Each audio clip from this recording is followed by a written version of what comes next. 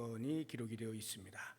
요한복음에 보면 예수님께서 공생애를 지내시는 동안에 유월절을 총 3번 지키신 것으로 기록이 되어 있습니다. 오늘 우리가 본 이 본문에 나오는 유월절은 첫 번째 유월절 지키는 그 시점이라 보시면 되겠는데요. 복음서에 다른 복음서들을 보게 되면 이 성전 정화 사건이 동일하게 기록이 되어 있어요. 그런데 요한복음과 마태, 마가, 누가 이 공간 복음에 기록되어져 있는 것에는 차이가 있습니다. 요한복음에 기록된 성전 정화 사건은 예수님께서 첫 번째 유월절을 지킬 때 일어났던 사건을 기록한 것이고, 공간 복음, 즉 마태, 마가, 누가복음에 기록되어 있는 성전 정화 사건은 예수님이 마지막 참여하셨던 3번째 유월절 절기 때 일어났던 사건을 기록해 놓은 것입니다. 아시는 대로 이 성전 정화 사건이라고 하는 것은 예수님이 유월절 즈음에 예루살렘 성전에 가셨는데 그 안에 재물을 매매하는 행위 또는 돈을 바꾸는 행위가 일어나는 것을 보시고 노끈으로 채찍을 만들어서 그 재물을 파는 사람들을 다 내쫓으시고 돈을 엎으시고 상을 엎으시고 하면서 다 내쫓으신 그러한 사건입니다. 우리는 여기서 우선 왜 성전 안에서 재물을 매매하거나 돈을 바꾸는 행위가 있었는지에 대해서 알 필요가 있습니다. 재물을 매매한다는 말은 원래 이스라엘 백성들이 절기 때에 예루살렘으로 모이는 것은 하나님 앞에 제사를 드리기 위함이죠. 제사를 드리려면 당연히 재물이 있어야 됩니다. 그런데 멀리서부터 재물을 가지고 오게 되는 경우에 중간에 흠이 날 수도 있고 상할 수도 있습니다. 또는 이방인의 땅을 지나오게 되면 부정한 것으로 간주가 됩니다. 그러면 하나님께 드릴 제물로는 합당치가 않게 되어집니다. 그래서 성전 안에서 흠 없고 상하지 아니하고 온전한 제물을 준비했다가 멀리서 오는 순례자들에게 편의를 제공하기 위하여서 준비가 되었던 것입니다. 그런데 그것이 시간이 흐르면서 점점 그 과정 속에서 누군가가 착복을 하게 되어지는 일들이 발생하게 되면서 점점 타락하게 되어진 것입니다. 돈을 바꾸는 것도 역시 마찬가지입니다. 왜 돈을 바꾸느냐 하면 성전에 들어오게 되면 일반 화폐를 가지고 사용할 수가 없습니다. 성전에서는 오직 성전에서만 통용되는 화폐를 사용을 해야 됩니다. 그 이유는 당시 로마의 지배를 받고 있던 상황이어서 로마의 화폐를 가지고 오면 그 동전이 되었든지 화폐가 되었든지 거기에는 황제의 얼굴이 주조가 되어 있습니다. 이런 것들은 유대교의 성전 안에서 허용이 되지 않습니다. 그래서 순결한 은으로 되어져 있는 세겔이라고 하는 것만 성전 안에서 통용되는 화폐입니다. 그러다 보니까 미처 그것을 준비하여 오지 못하는 많은 사람들에게 편의를 제공하기 위해서 성전 안에서 그렇게 성전에서 통용되어지는 돈을 준비를 한 거죠. 그래서 성전세를 내고 또는 생명의 속전으로 내야 할 때도 그것을 사용하곤 했던 것입니다. 그런데 당시의 기록을 보게 되면 그 환전을 하는 데에 드는 수수료가 12.5%였어요. 지금 생각해도 굉장히 높은 환율이죠. 그러니까 그런 것들을 착복하는 일들이 빈번하게 발생하게 되면서 유대교가 점점 타락을 하게 된 것이죠. 예수님께서 그들을 내쫓으신 것은 바로 그와 같은 이유 때문이었던 것입니다.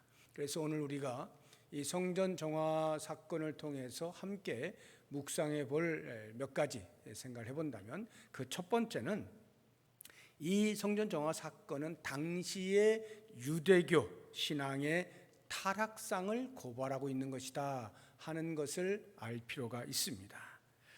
그들은 전부 성전을 중심으로 생활을 하고 있었어요. 그런데 정작 그 성전에서 함께 모여 신앙생활하는 그 공동체 안에 생명은 없고 껍데기만 지키면서 총체적으로 부패하게 되어진 것입니다. 저는 이러한 모습을 보면서 오늘날의 우리 한국교회를 돌아보게 됩니다.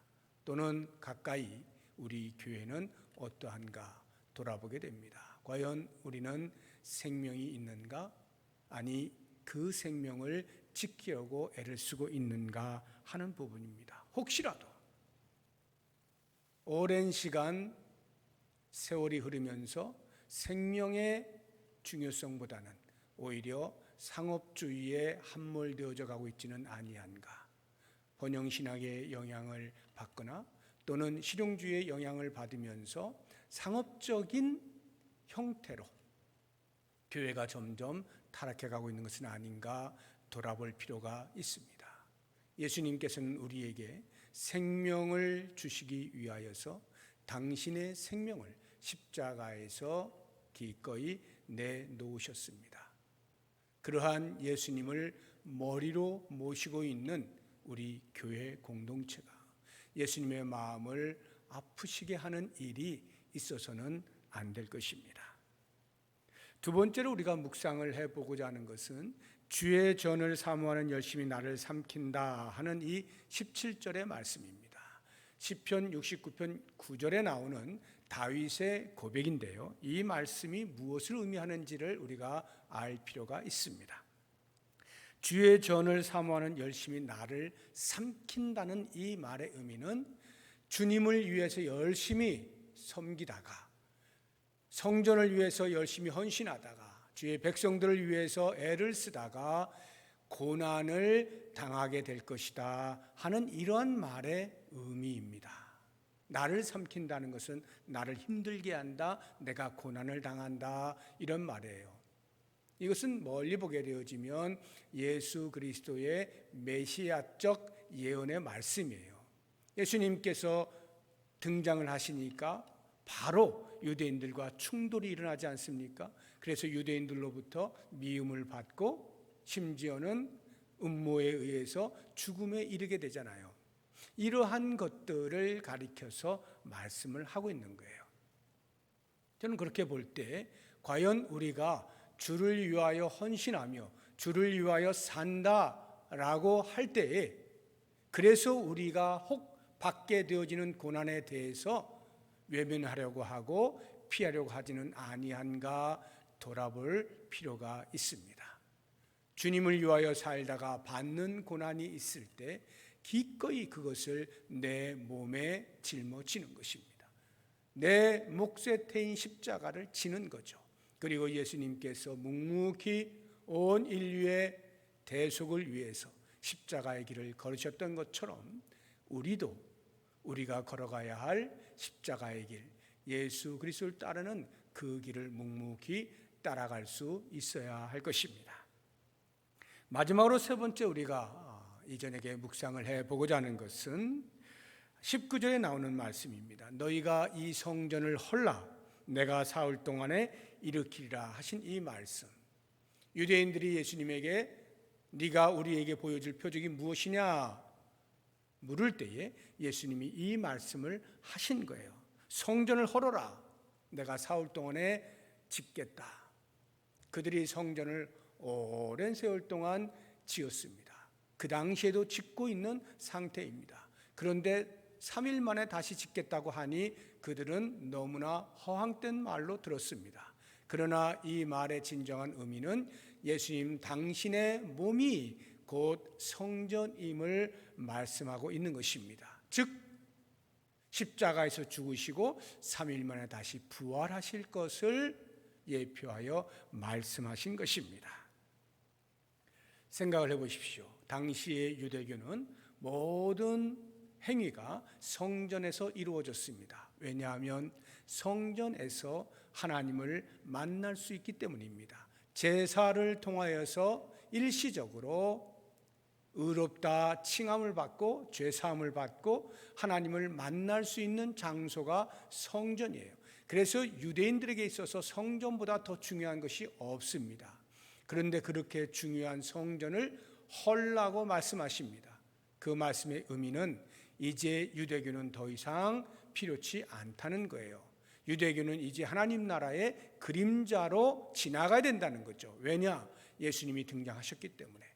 예수님의 등장과 함께 하나님의 나라가 도래했기 때문에, 예수님을 통해서만 하나님을 진정으로 만날 수 있기 때문에, 과거에 일시적으로 성전에서 하나님을 만났던 그런 행위를 더 이상 반복할 필요가 없고, 이제는 예수 그리스도 안에 있음으로 인하여서 항상 하나님의 임재를 경험하고 하나님 앞에 나아갈 수 있게 되어진 것임을 말씀하는 거예요. 우리가 바로 그 혜택을 받아서 예수 그리스도 안에서 하나님을 아버지라 부르며 은혜의 보좌 앞에 날마다 나아갈 수 있게 되어진 것이죠.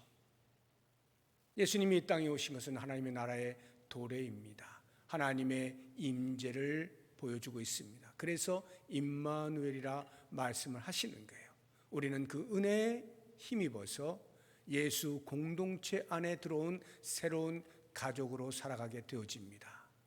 예수님께서 보여주셨던 그 놀라운 희생과 사랑, 그것이 예수 공동체의 정체성이 되어야 됩니다. 그래서 우리는 한 가족이 되어진 사람들을 향해서 주님께서 우리에게 보이신 그 사랑을 함께 나누며 사는 것입니다.